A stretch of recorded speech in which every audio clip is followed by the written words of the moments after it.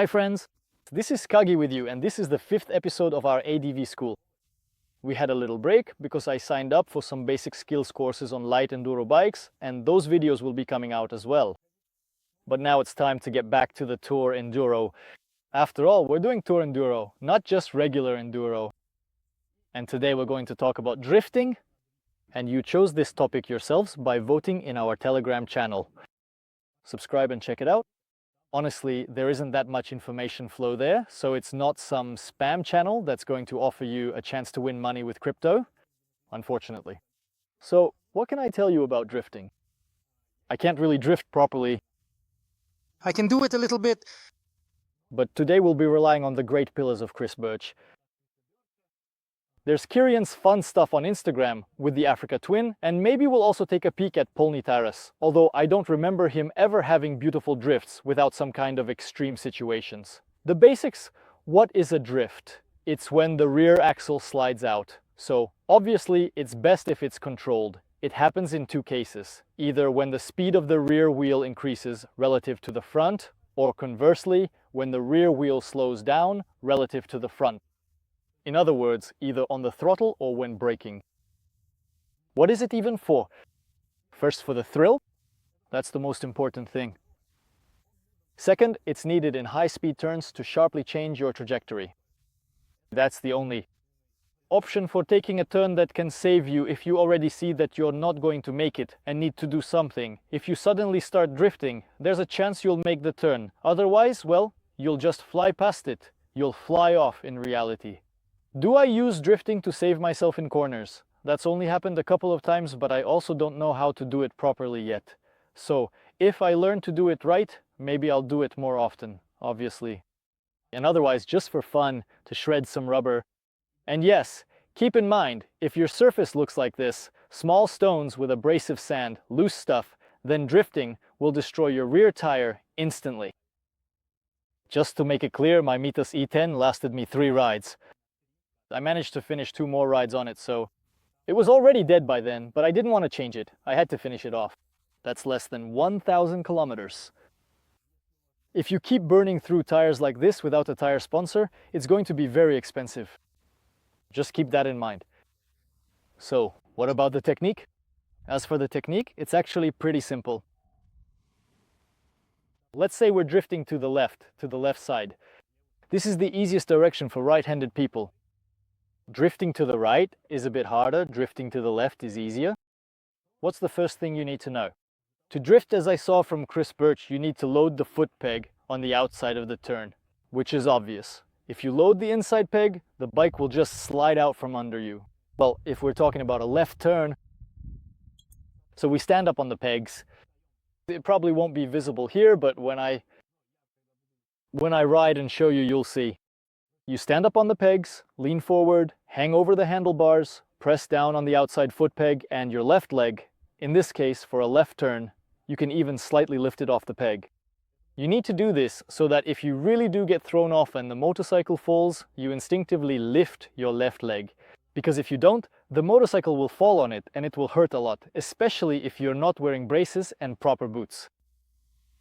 That's basically the idea. A short drift on the training ground is already more about gymkhana and balance. Here you need to play with the clutch, play with the throttle, and so on.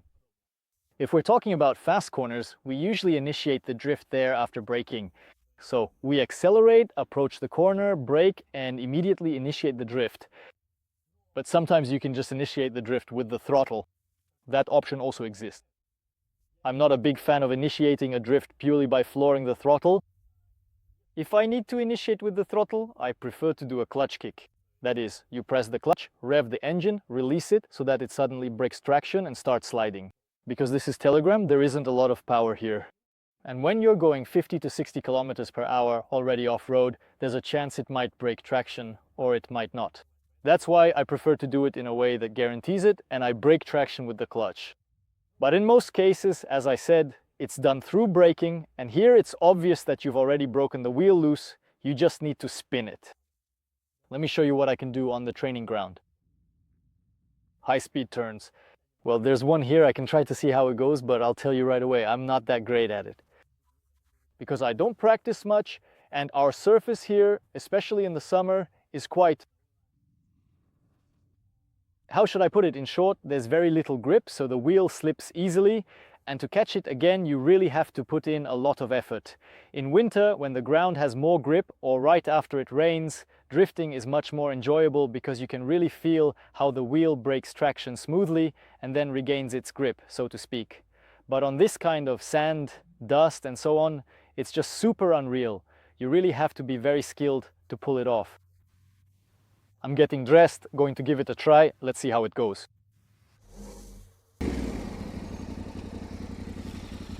Hello there. Hello. So, what are you doing here?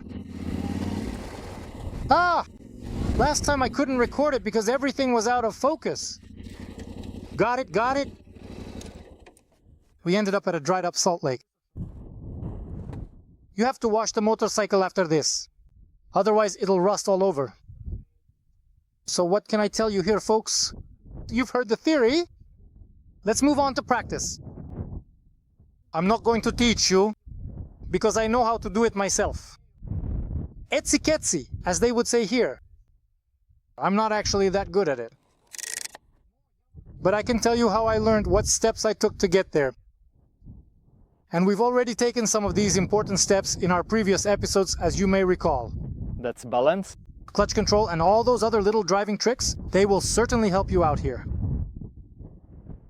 The very first thing that you absolutely should do is to turn all of this equipment on and then properly start it up. Well, you know. And turn off the ABS. If you have the option to turn it off on the rear wheel, do it. If you have traction control and other systems, any nanotechnologies, turn those off as well. The first thing I would recommend, my rear tire is dead. So there's still some side grip, but there's none at all in the center. The first thing I'd probably recommend to you, the way I learned was simply by using the rear brake. So we squeeze it, and it seems fine. We're not falling, going straight for now. I leaned back, but that wasn't really necessary. Now let's try doing this while turning, so squeeze the rear brake and turn a little. Yeah, something like that. You can certainly try doing it in this particular way, and perhaps even pick up a little bit more speed. Please don't ever forget that you absolutely need to put your entire body weight on the outside foot peg, which is incredibly important for stability and control. Something like that. Let's try the other direction, otherwise you might think I can only turn left. But no, I can fall to the right too.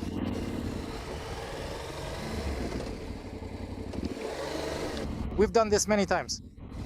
You've felt how the motorcycle behaves? But it's nothing to worry about, really, is it? You just brake and that's it. Just squeeze it and that's all. Don't squeeze the front brake, and as for the rest, we'll figure out the rear somehow. After you've learned how to squeeze the rear brake and use it, let's try giving it a little throttle. At the first cone, I'll brake, and, well, let's say in these gates, I'll brake. Probably up to about here, and here I'll try to give it some gas and accelerate. Don't forget, as I mentioned, in theory, we shift our weight forward to better control the front wheel. Of course, you can use the front brake a little, but in this case, it doesn't really make sense. We pick up a little speed, brake, and then accelerate.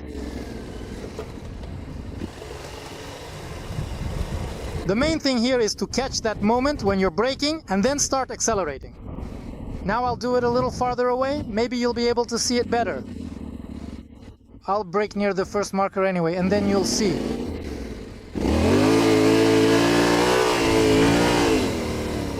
Something like that. That's how it works through braking. Let's try it using the throttle. With the throttle, it's pretty simple. I told you that when I use the throttle, I work with the clutch to be absolutely sure it will break loose. So now I'll drive up to one of the markers. At that moment, I'll work the clutch and give it some gas.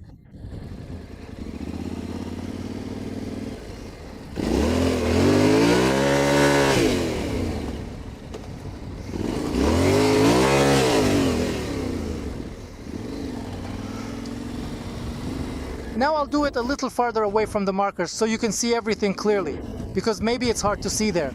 I'm not sure. I'm driving, clutch, gas.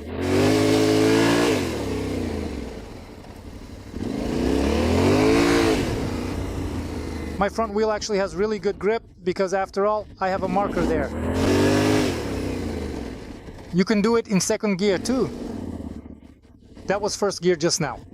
Actually, I like doing it in second gear more because first of all, it allows you to... And don't forget, when you squeeze the brake, you need to pull in the clutch at the end, otherwise it'll stall.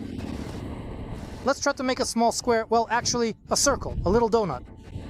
I don't know if it'll work or not, I'm not really a fan of this kind of thing.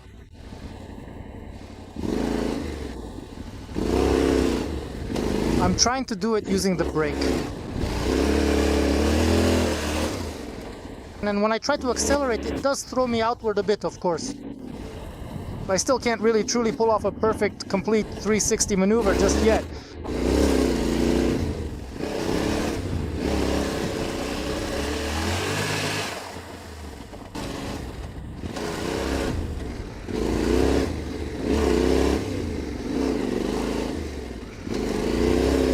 I do hang on the handlebars, but it kind of feels like I'm overstraining my arms. So I can do it with braking, but keeping a steady throttle is a bit hard for me.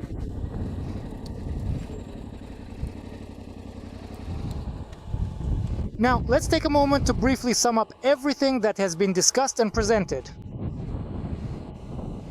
It's not hard to get a motorcycle into a drift, but controlling it is a whole different story. That's definitely more difficult. I showed you how I learned. I really started out using the brake, and then little by little I began to add throttle. As you can see, I'm not doing it perfectly yet. Especially when I try to do donuts, I still can't really get it to look smooth with the clutch and braking.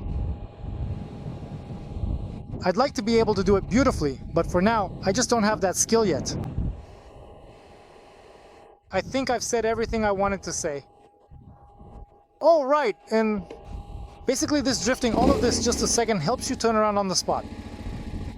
Well, it's better to do it in first gear. Lean and go forward. Well, you'll see it now.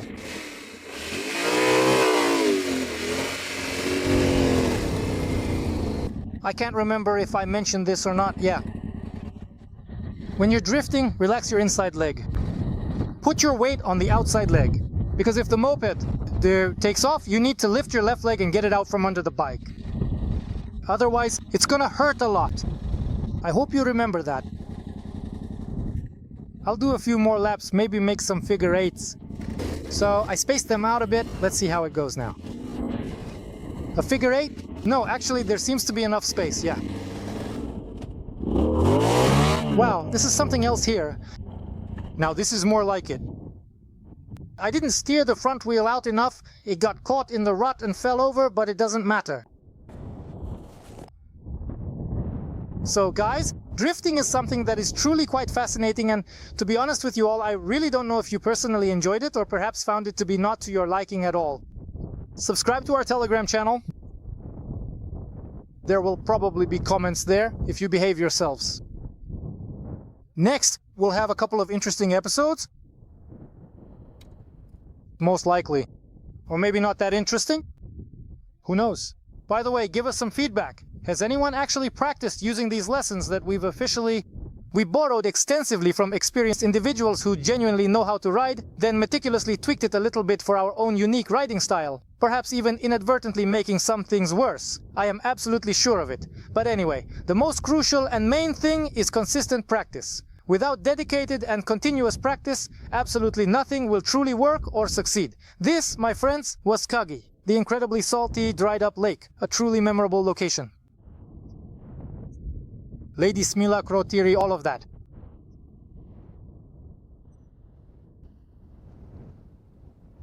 Actually, just before recording this video, I spent almost 3 hours riding a light enduro bike in 33-degree heat on the training ground, doing all sorts of stuff. Hopefully that video will come out too. I'm a bit tired, so I urgently need an injection of foamy isotonic. I'm off to get it. As I said, this was Kagi with you. Bye-bye. Take care. drop your bikes, but always get back up, as a certain Sylvester once said.